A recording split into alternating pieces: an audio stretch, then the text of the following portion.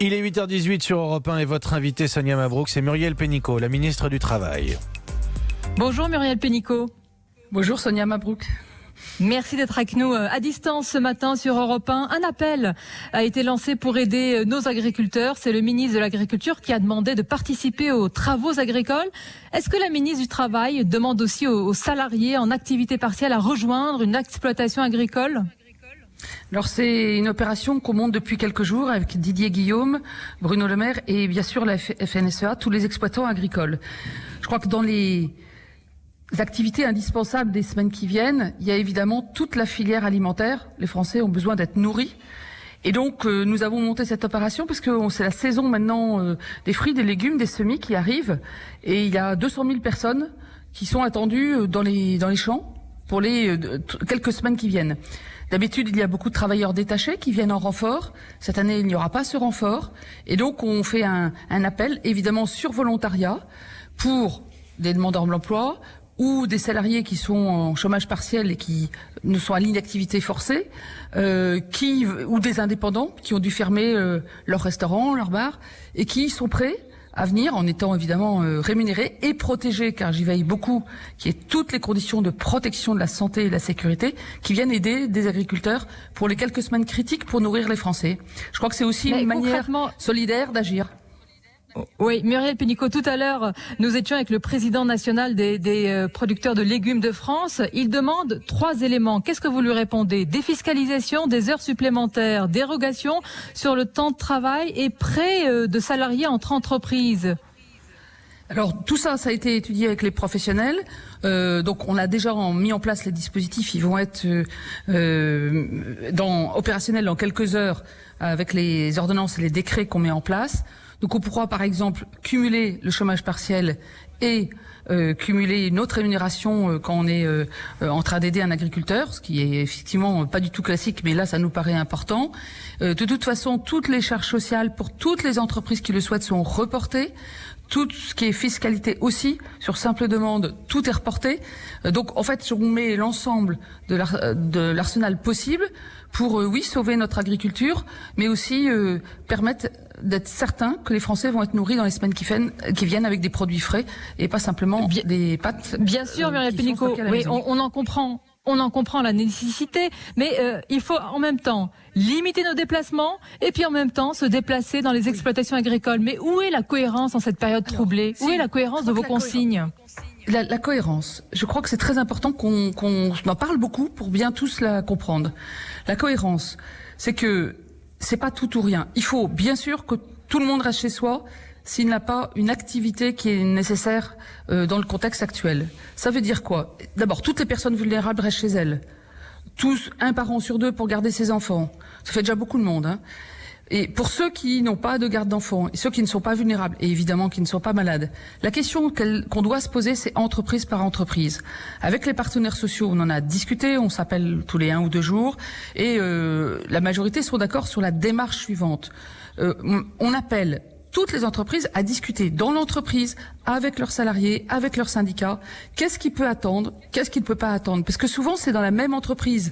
Il y a des choses qui peuvent attendre, qui ne sont pas urgentes. Certes, et c'est mieux d'être moins nombreux d'entreprises et d'autres, il faut faire. Oui, mais sinon, ça veut dire quoi? Vos appels peuvent être contradictoires. Non, Sonia Mabrouk, est-ce que quelqu'un raisonnablement peut penser qu'on peut se passer des soignants, de l'agroalimentaire, de l'électricité, de l'énergie, d'une eau de qualité? Il y a beaucoup de métiers en cascade qui sont concernés. Parce que l'agroalimentaire, quand on va ramasser les asperges, là, les légumes, derrière, il faut évidemment du conditionnement, il faut des emballages, il faut des transporteurs, il faut des chauffeurs routiers. Il faut que les chauffeurs routiers, quand ils vont sur l'aire d'autoroute, ça soit nettoyé.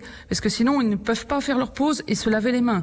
Et ensuite, il faut qu'il y ait la grande distribution, les entrepôts, la logistique et le petit commerce alimentaire puissent fonctionner. C'est une chaîne de solidarité économique. C'est ça le service économique minimum. Ah, par contre, il y a des choses où on peut attendre, hein. On n'est pas obligé de fabriquer plein d'automobiles là demain matin. Muriel Pénicaud, bien sûr. C'est dans chaque entreprise qu'il faut réfléchir sur ce qu'on peut reporter. Est-ce que on ne doit pas reporter dans l'intérêt de tous? Je salue tous ces salariés qui vont travailler en étant protégés. Et là, je serai intraitable sur les protections que doivent mettre en place les entreprises, parce qu'on ne jouera pas avec la santé. On va en parler justement. Et la protection des salariés. Parlons des entreprises. Mais ils travaillent pour tous les autres. Il faut les remercier. Ils travaillent pour tout le monde. ces salariés. Parlons des entreprises et parlons, si vous le voulez bien, des entrepreneurs, des auto-entrepreneurs, des artisans, de ceux qui en temps normal ont beaucoup de problèmes de trésorerie. Ils vous écoutent ce matin, ils doivent faire leur paye à la fin du mois. Est-ce que vous leur dites clairement qu'il n'y aura pas de durcissement des conditions du recours au chômage partiel? C'est ce vendredi que vous publiez l'ordonnance. Oui, c'est c'est ce vendredi qu'on publie l'ordonnance. Il y aura aucun durcissement. Il y a juste l'application logique du chômage partiel. Le chômage partiel, c'est quoi? Le salarié ne travaille pas. Il perd pas son contrat de travail, il n'est pas au chômage, c'est important de le savoir, il n'est pas au chômage, il a un contrat de travail suspendu, ça veut dire qu'il ne travaille pas, mais il touche 84% de sa rémunération nette, ou 100% s'il est au SMIC. Et toutes ces sommes-là sont remboursées par le ministère du Travail à l'entreprise, jusqu'à 4 fois et demi le SMIC. Enfin, avant c'était beaucoup moins, mais disons que ce qu'on va mettre dans les ordonnances, ça va être ça. On va avoir un système beaucoup plus protecteur qu'avant, même le plus protecteur d'Europe. Simplement, il y a une vérification qui est faite, c'est si les personnes peuvent travailler en télétravail, il n'y a pas tellement de raisons que ça soit la solidarité nationale qui paye. L'autre jour, j'avais dans la Tour de la Défense un grand cabinet que je ne nommerai pas, qui veut mettre tout son personnel qui peut travailler en télétravail en chômage partiel. Ça, il n'y a pas de raison. Si on peut travailler en télétravail, on télétravaille. On comprend, là, vous parlez d'un grand cabinet, mais je vous prends l'exemple, pardonnez-moi, des petits entrepreneurs, des auto-entrepreneurs, des artisans. Ceux-là, ils ont tous droit au chômage partiel pour leurs salariés. Si l'activité peut pas continuer, ce qui est la grande majeure partie des cas. Tous les bars, les restaurants, tout ce qu'on a fermé, évidemment, ils l'ont automatiquement. Et toutes les petites entreprises qui ont plus de fournisseurs, qui ont plus de clients, bien sûr que le chômage partiel, là, est fait pour eux. D'ailleurs, dans les 37 000 entreprises qui ont déjà fait la demande, pour 730 000 salariés, il y en a 50%, ce sont des moins de 10 salariés. Donc, bien sûr, et je voudrais le dire aux artisans, aux commerçants, aux indépendants, c'est le premier salarié. Vous avez un salarié, le chômage partiel marche. Et un apprenti aussi. Ça marche aussi pour les apprentis, pour vos CDD, pour vos intérimaires. Donc, ne licenciez personne. On va tout prendre en chômage partiel pour tous ceux qui, à part quelques exceptions un peu aberrantes, font évidemment bien sûr. appel à la solidarité nationale. Et si je fais ma demande, Muriel Pénicaud, en combien de temps j'ai une réponse pour l'acceptation de ce recours au chômage partiel? Alors, comme vous avez vu, la demande explose par rapport au temps normal, c'est logique. Et du coup, ce que j'ai annoncé, c'est une chose et une autre que je vais annoncer. Une que j'ai annoncée, c'est déjà, on a 30 jours pour faire sa demande et on est remboursé après coup. Donc, pas de stress si on ne l'a pas fait le jour même. Et deuxièmement, je vais annoncer, je vous annonce maintenant, mais ça va être dans les textes dans quelques heures, que la réponse est dans les 48 heures. Si dans les 48 heures, vous n'avez pas de réponse, c'est accepté. Et vous êtes remboursé 10 jours plus tard. Les banques se sont engagées à faire l'avance là pour la fin de mois, parce que 10 jours à la date où on est, c'est le moment où on va faire les payes. Donc si vous n'avez pas, ceux qui ont demandé la première partie du mois, ils se sont déjà remboursés. Mais ceux qui sont en train de le demander, et toutes les banques doivent faire l'avance de vos salaires si vous avez fait une demande de chômage partiel, et vous recevrez le remboursement de quelques semaines. Oui, sous les 48 heures, si on n'a pas de réponse, ça vaut acceptation, c'est clair. Muriel Pénicaud, dans une large majorité, il y a bien sûr des entreprises. Bien sûr, il y a des entreprises responsables et il faut le souligner. Mais il y a aussi ceux qui font pression sur leurs employés. Des employés de certains sites d'Amazon se sont plaints du manque de précautions sanitaires. Qu'est-ce que vous leur dites? D'aller quand même au travail? Alors d'abord, moi j'ai appelé le directeur général d'Amazon il y a quelques jours en lui disant que manifestement il n'y avait pas les conditions de sécurité. Et dans l'entreprise, ils ont travaillé sur les conditions de sécurité. Donc, de ce que je sais, maintenant, les conditions de sécurité sont là. Par contre, il faut être réaliste. Dans le contexte de service économique minimum, on peut pas attendre les mêmes exigences, les mêmes productivités, la même rentabilité que d'habitude.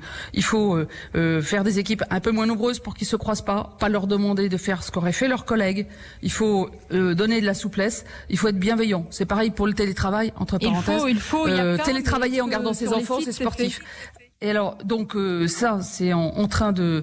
Si c'est pas fait, je pense qu'il y aura un sujet, c'est qu'ils vont pas pouvoir continuer à fonctionner, parce que de toute façon, le dialogue social va pas permettre. Le dialogue social est indispensable, va pas permettre que ça continue. Donc c'est l'intérêt des entreprises, d'abord, à titre humain, mais aussi à titre de business, de respecter le dialogue social, de respecter les salariés, de baisser la pression. On sera pas très rentable dans les semaines qui viennent. C'est pas grave. On veut sauver des vies et que les Français aient encore les services de base pour vivre. C'est ça qui compte. Donc, il faut oublier pendant quelques semaines la rentabilité, la productivité. Il faut travailler, mais de façon maximale pour protéger les salariés. C'est ça la priorité absolue. Muriel Pénicaud, je n'ai pas de doute que les auditeurs, dans quelques instants, vont vous poser beaucoup de questions sur les congés, etc. Moi, je voudrais évoquer les chômeurs qui arrivent en fin de droit. Leur allocation chômage va être prolongée, on le sait. Ça vaut en période de confinement, mais au-delà. Vous savez bien que la crise économique va être longue, peut-être 1 an, peut-être même 2 ans. Est-ce que vous allez prolonger les droits de ces chômeurs au-delà du confinement ? Alors d'abord, pour protéger les plus vulnérables, parmi les travailleurs et les demandeurs d'emploi, j'ai pris 5 décisions qui arrivent. Là aussi, les textes en ordonnance ou en décret arrivent tous cette semaine. D'abord, pour tous ceux demandeurs d'emploi indemnisés qui arrivaient en fin de droit et donc qui auraient perdu tous leurs droits à l'assurance chômage, leurs droits à l'assurance chômage sont continués. Donc ensuite, on n'est pas en train de traiter juillet ou septembre, on est en train de traiter l'urgence. On verra plus tard, mais en tout cas, là, ils n'ont pas d'angoisse à avoir. Leurs indemnités continuent alors qu'ils ont épuisé leurs droits. La deuxième chose, pour les saisonniers. Il y a beaucoup de saisonniers qui ont dû arrêter plus tôt que prévu, qui ont dû arrêter début mars. Eh bien, par décret, nous avons décidé de considérer, pour l'assurance chômage, que tous auraient travaillé jusqu'au 15 avril. C'est pas le cas, mais ça permet les droits. Les CDD et les intérimaires sont compris dans le chômage partiel. Là aussi, il y a des mesures. Les intermittents du spectacle, avec mon collègue Franck Fiester, les intermittents du spectacle, on la prolonge et je suspends toutes les radiations, tous les contrôles des demandeurs d'emploi pendant cette période, parce que évidemment, on ne peut pas reprocher à quelqu'un en période de confinement de ne pas trouver un travail. C'est important, bien sûr. Je vais vous laisser avec nos auditeurs. Mathieu Béliard, beaucoup de questions à suivre. Merci à vous. Merci Sonia Mabrouk et Muriel Pénicaud. Oui, je vous garde. 3921, le hashtag Radio Ouverte. Vos questions pour la ministre du Travail en direct dans un instant. La matinale d'Europe 1. Mathieu Béliard. Rebonjour Muriel Pénicaud. Merci d'être en direct avec nous sur Europe 1. Beaucoup de questions de nos auditeurs, Muriel Pénicaud, la ministre du Travail, le 3921 et le hashtag Radio Ouverte. On va démarrer les questions qui nous arrivent. Tiens, W, c'est un pseudonyme sur Twitter. Démissionnaire d'un CDI, mon nouvel employeur a décalé ma date d'embauche considérant les événements. Est-ce qu'un dispositif financier est prévu pour pallier ces situations-là ? Alors c'est pas le moment de démissionner, si je puis me permettre, excusez-moi de le dire comme ça, parce que tous ceux qui ont un contrat de travail sont protégés, peuvent être en chômage partiel. Donc si vous avez démissionné, légalement votre employeur il n'est pas tenu de vous reprendre en CDI si c'est vous qui avez démissionné. Non, je précise la question qui était posée. Compris. Il a démissionné d'un CDI. Et son nouvel employeur, il avait trouvé un nouveau boulot, a décalé la date d'embauche au vu des événements et il se trouve dans le flou, dans une zone grise. Alors, soit le contrat de travail avait été signé, même si ça n'a pas démarré, et à ce moment-là, il entre dans le chômage partiel, même s'il n'a pas commencé à travailler, soit le contrat de travail n'a pas été signé, et là, malheureusement, ça n'est pas possible, puisque l'employeur n'est pas tenu. Vous voyez les questions, et ce sera comme ça, Muriel Pénicaud, elles sont précises et concrètes, évidemment. Je suis là pour ça. Et Jean-Claude est avec nous en ligne au 3921 depuis Paris. Bonjour Jean-Claude. Bonjour. Votre question pour Muriel Pénicaud. Bonjour Madame le Ministre. Bonjour. Voici ma question. Le gouvernement et vous-même avez annoncé le report au 1er septembre de la deuxième phase de la réglementation d'assurance chômage qui devait intervenir au 1er avril et c'est une très bonne chose. Mais qu'en est-il du premier volet de cette réforme entrée en vigueur au 1er novembre sur la dégressivité des allocations chômage en fonction des revenus? Alors, Oui, toutes les mesures qui sont déjà en place depuis l'année dernière n'ont pas été modifiées, parce que revenir en arrière sur une réforme déjà implémentée, c'est très compliqué. Après, dans la pratique, comme c'est quelque chose qui a un impact dans le temps, il y aura peu d'impact immédiatement. Je rappelle que la dégressivité ne concerne que les 10% des salaires les plus élevés. Jean-Claude ? Vous avez raison, mais c'est une crise qui est majeure pour les entreprises et l'emploi des cadres risque d'être impacté sur le long terme par cette nouvelle conjoncture. Ne pensez-vous pas qu'il faille assouplir cette réglementation ? Ce que je pense, c'est que de toute façon, l'emploi en général, là, prend évidemment un coup dur. En revanche, à la reprise, et on va bientôt, dès que toutes les mesures d'urgence sont en place, travailler sur la reprise, la relance. Il va falloir faire des plans de relance. On va y travailler avec Bruno Le Maire, avec tout le gouvernement, avec le Premier ministre, parce qu'il va falloir repartir très vite. C'est pour ça qu'on a mis en place ce chômage partiel massif, qui concerne les cadres aussi, puisque dans les décrets que je prends cette semaine, dans l'ordonnance, on va prévoir que c'est aussi pour les personnes en forfait jour, ce qui n'était pas le cas avant. Et c'est important parce que il faut pouvoir repartir derrière. Rappelez-vous, en 2009, on a mis quasiment 10 ans à absorber la crise de 2009. Avec un chômage partiel qui sauvegarde les compétences, on va pouvoir repartir plus vite et donc relancer l'emploi et la demande d'emploi dans tous les secteurs, y compris les cadres. Merci Jean-Claude. Merci de votre question au 39-21 ce matin pour Muriel Pénicaud. J'ai Olivier sur le hashtag Radio Ouverte qui nous écrit, Madame la Ministre.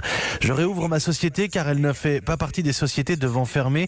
Nous avons environ 20% d'activité. Après avoir mis en place un plan de continuité de l'activité et les mesures sanitaires qu'il faut, je n'arrive pas à faire revenir ou même à joindre certains de mes salariés. Que puis-je faire ? Alors d'abord, je voudrais saluer cet entrepreneur qui essaie de contribuer à l'activité pour que quand même les services et les biens pour le pays puissent continuer. Après, aujourd'hui, qui ne travaille pas et qui peut ne pas n'est pas obligé de travailler. Enfin, on a un contrat de travail, on va travailler si les conditions sanitaires, mais j'ai bien entendu sont bien prises, c'est-à-dire qu'on travaille à plus d'1 mètre, qu'on peut se laver les mains régulièrement, que s'il y a des surfaces de travail communes, elles sont nettoyées. Voilà, il y a toutes les conditions évidemment qui sont nécessaires. Après, il est vrai qu'il y a beaucoup de salariés qui aujourd'hui ne vont pas travailler à juste titre parce que soit ils gardent leur enfant, soit ils sont des personnes vulnérables avec des maladies chroniques. Et donc, je crois qu'il faut aussi, quand on fait une activité qui forcément est réduite, comme l'a dit cet entrepreneur, ce qui est un très bon exemple de ce que c'est le service économique minimum, peut-être faire appel aussi aux salariés. Il faut les rassurer, parce que je crois que beaucoup de salariés ne viennent plus travailler parce qu'ils ont peur, ils ont une angoisse, en disant est-ce que les conditions vont être maintenues. Alors je crois qu'il faut surtout faire appel à ce civisme-là, mais en rassurant les salariés. Bon, après, sur un plan juridique, il y a toujours la possibilité de faire la retenue sur salaire si les personnes qui ne sont pas vulnérables, qui n'ont pas d'excuses, pas travailler. Je le conseille pas dans ce contexte, parce que je crois qu'on est dans un contexte d'unité nationale. Il faut mieux plus tous tirer vers le haut. Et je voudrais relayer cet appel de cet entrepreneur. Oui, mais si c'est son seul outil, si c'est son seul outil à Olivier, il sera obligé d'en passer par là ? Il aura un choix, je dirais, douloureux entre cette option et fermer provisoirement.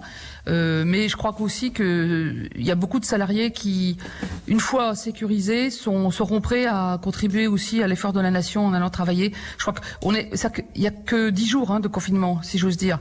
Tout le monde est sous le choc, tout le monde s'est organisé, il y a les angoisses, etc. Maintenant, je vois des entreprises qui repartent parce que ça y est, ils se sont posés, ils ont vu avec leurs salariés, ils ont regardé comment mettre la santé, la protection. Donc moi, je vois pas mal d'activités qui repartent. Il n'y a pas besoin que tout repart, mais il faut avoir ce temps de digestion, j'ose dire, du choc et de travail sur les conditions pour repartir. S'adapter. Muriel Pénicaud, ministre du Travail, en direct avec nous. Des questions sur les employés à domicile. Dans un instant, vous restez bien sur Europe 1. L'échange continue avec la ministre Muriel Pénicaud, 39-21. On revient dans moins d'1 minute. Alerte coronavirus. Pour vous protéger et protéger les autres, restez chez vous. Tout déplacement est interdit, sauf muni d'une attestation dans les cas suivants. Aller travailler si le télétravail est impossible. Faire des courses de première nécessité.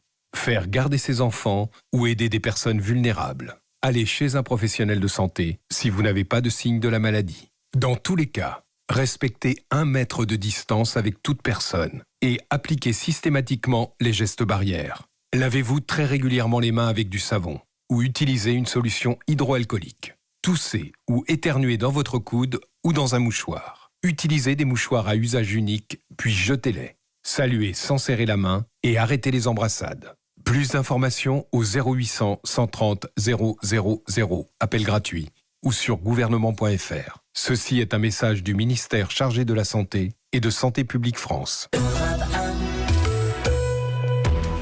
8h38 sur Europe 1. À partir de 9h, nous poserons la question des addictions dans ce confinement. Est-ce que vous buvez plus, fumez plus, les écrans peut-être? Est-ce que vous le constatez sur votre entourage? N'hésitez pas à poser vos questions au président de la Fédération Addiction qui sera en ligne avec nous. 3921 et le hashtag Radio Ouverte. Même coordonnées pour parler à Muriel Pénicaud qui est en direct avec nous ce matin, la ministre du Travail. Et Madame la ministre, je vois la question de Daniel, 69 ans, sur le hashtag Radio Ouverte. Comment gérer le chômage partiel d'une employée à domicile? Eh bien, André, je crois, est sur cette thématique avec nous en ligne. Bonjour André. Oui, bonjour. Voilà, mon employé de maison ne peut pas venir travailler en raison du confinement. Qu'est-ce qui est prévu pour les particuliers qui emploient une personne, par exemple une femme de ménage, qui se trouve dans l'impossibilité de venir travailler? Muriel Pénicaud. Alors, la possibilité peut être liée à plusieurs choses. Soit c'est une personne qui a une maladie chronique et elle va être en arrêt maladie. Soit elle doit garder ses enfants. Enfin, il peut y avoir des raisons de ce type-là où elle va être en arrêt de travail. Après, une personne qui, notamment auprès des personnes âgées ou qui est employée de maison, peut continuer à travailler. Mais si c'est l'employeur, et on voit beaucoup d'employeurs qui lui dit de ne pas venir parce qu'il n'en a plus besoin ou qu'il considère que c'est pas souhaitable dans le contexte, à ce moment-là, je voudrais juste le dire à cette occasion-là, je vais répondre à madame, mais je veux dire aussi qu'on permet le chômage partiel pour les employés de maison et les assistantes maternelles. C'était pas le cas avant, ça sera dans les ordonnances du vendredi, parce que aujourd'hui, elles n'y ont pas droit, et si c'est l'employeur, on voit beaucoup de cas où l'employeur leur demande de pas venir, elles n'avaient pas de couverture, là, elles seront couvertes. Mais votre question était peut-être dans l'autre sens, c'est si elle ne peut pas venir, mais elle ne peut pas venir pour quelle raison, en fait? À cause, c'est ce que je disais dans ma question, c'est à cause du confinement.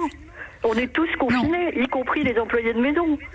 Non, s'il y a des conditions de sécurité chez vous, c'est ce que on voit partout. Si on peut aller travailler à condition que les mesures de sécurité et de protection soient allées. Donc elle n'est pas interdite de travail. Vous faites l'attestation de travail comme un autre employeur. Excusez-moi, je suis désolée, Madame la ministre. Je pensais qu'on était obligé de rester chez soi. Sauf pour travailler. En grande banlieue, elle est obligée de prendre les transports en commun pour venir. Enfin, c'est lui faire courir un risque que de. Moi, si vous êtes d'accord. Toutes les deux, le mieux c'est de la mettre en chômage partiel dans ce cas-là. Pour qu'elle ait sa rémunération. Donc sur le site du CESU et de l'URSSAF, d'ici la fin de la semaine, il y aura le mode d'emploi, c'est-à-dire que au lieu de déclarer ses heures habituelles, à la fin du mois, le week-end prochain, vous allez déclarer 84% et vous allez être remboursé de cette somme. Donc elle aura 84% de son salaire net. C'est nouveau, hein, ça n'existait pas jusqu'à il y a quelques jours. C'est une décision qu'on a prise dans le cadre de la loi d'urgence. Et donc elle aura 84% de son salaire et vous serez remboursé intégralement de cette somme. Tout ça va être sur le site du CESU. Quand vous dites vous serez remboursé, ça veut dire que ça implique que je la paye d'abord et que je suis remboursée après, c'est ça? Oui, vous allez être remboursé dans les 10 jours qui suivent.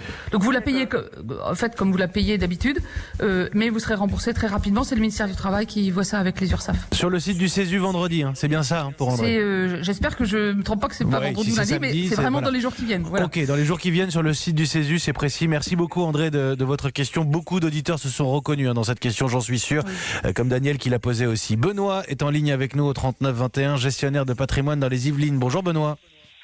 Oui, bonjour Madame la Ministre. Je voulais vous poser une question concernant effectivement les travailleurs indépendants et les gens qui aujourd'hui doivent aller faire comme moi, de gestionnaire de patrimoine, aller chez nos clients pour les conseiller sur le patrimoine. Aujourd'hui, plus un client veut nous recevoir à domicile, ils sont confinés et ils veulent recevoir personne, donc tous les rendez-vous sont annulés. On ne peut pas travailler non plus en télétravail. Et du coup, aujourd'hui, l'activité est complètement à l'arrêt. On se retrouve sans aucun revenu et on a très peu d'aide. Alors, on parle beaucoup de salariés, on parle beaucoup des chômeurs, beaucoup des CDD. Et les TNS, les travailleurs indépendants qui n'ont pas de salariés, on en parle très peu. Il y a une aide de 1 500 €. Sortie de ça, il n'y a pas grand-chose. Et je me demandais s'ils allaient avoir le droit, si nous allions avoir le droit au chômage partiel, par exemple, ou à d'autres aides un peu plus significatives que celles qui sont aujourd'hui. Alors, évidemment, vous ne pouvez pas poursuivre une activité en allant chez des personnes confinées, parce que le but c'est d'éviter les rassemblements. Donc il faut le faire vraiment que pour des activités qui sont indispensables. Je pense par exemple à l'auxiliaire de vie qui, elle, va s'occuper d'une personne âgée. Là, évidemment, le travail continue avec des mesures de protection, toujours les mesures de protection. Une activité comme la gestion du patrimoine, c'est sûr que là, pour le coup, vous ne pouvez pas travailler. J'imagine qu'il y a une partie qui peut se faire en télétravail et une partie qui ne peut pas se faire en télétravail. Donc c'est pour ça que le ministre de l'économie et des finances a mis en en place un fonds de solidarité pour les indépendants. Les indépendants, c'est les indépendants, ça inclut les professions libérales, ça inclut les micro-entrepreneurs. Donc c'est important de le savoir parce que c'est toutes les catégories d'indépendants qui va leur permettre d'avoir automatiquement 1 500 € par mois d'aide. C'est un fonds de solidarité financé par l'État et les régions. Outre cela, vous pouvez demander et obtenir automatiquement tous vos paiements d'échéance sociale et fiscale. Vous pouvez aussi demander, si c'est vraiment dramatique, des remises d'impôts directes. Et pour les petites entreprises, donc c'est vrai pour vous aussi, vous pouvez demander un report du paiement des loyers, des factures d'eau et de gaz. Donc en gros, et la Banque de France, avec un soutien de l'État, doit permettre de réchelonner les crédits bancaires et soutient toutes les banques qui le font maintenant. Donc je dirais on fait vraiment le maximum, je crois, pour que la période un peu en apnée dans laquelle on est pendant quelques semaines dans certaines activités soit le moins dommageable possible. En gros, on ait de quoi vivre, au moins se nourrir, et que toutes les dépenses qui puissent être reportées pour pas se retrouver dans la catastrophe. Je crois que c'est vraiment l'ensemble de l'arsenal qui peut vous permettre de passer ce moment dur, et c'est un moment dur, je le comprends, c'est un moment dur pour tous les Français. Et c'est une préoccupation, les conditions de travail, les règles à appliquer. Vous avez vu, il y a encore du flou pour nos auditeurs. Alors j'ajoute une petite chose, un petit mot de remerciement d'abord à Benoît qui était en ligne avec nous, et puis Franck, Hugues, Thierry, Fanny, Catherine, Claire, Pierre, énormément de questions, Muriel Pénicaud. C'est une préoccupation des Français ce matin. J'ajoute également qu'on me signale que pour les employés à domicile, c'est déjà en ligne sur le site du CESU. Formidable. C'est possible ? C'est très possible, je l'espérais, mais je sais qu'ils avaient beaucoup travaillé cette nuit, je voulais pas m'engager avant que ce soit fait. Eh bien, ça l'est. Je voudrais saluer à cette occasion, vous voyez, tous les gens qui travaillent dur en ce moment. Je peux vous dire qu'au ministère, on travaille jour, nuit, week-end. Il faut dire aussi tous à l'URSSAF, là, ils ont fait ça dans des temps records. C'est pareil, donc il faut saluer aussi tous ceux qui travaillent, et coup de chapeau aussi à ceux qui travaillent pour nous tous. Je voudrais dire aussi un mot, c'est que pour encourager les soignants d'Île-de-France, j'ai décidé hier de mettre 18 millions d'euros pour permettre à tous les élèves infirmiers d'Île-de-France, ils sont 9000, qui peuvent plus faire leurs études, d'aller dans les hôpitaux en soutien. On va les rémunérer. Il y a 9000 personnes qui arrivent en soutien dans les hôpitaux d'Île-de-France. Tout le monde peut faire quelque chose. Merci à ceux qui travaillent pour les autres. Muriel Pénicaud, la ministre du Travail, en direct avec vos questions sur Europe 1. Merci Muriel Pénicaud. À suivre évidemment la revue de presse de Nicolas Canteloup. Bonne journée à vous.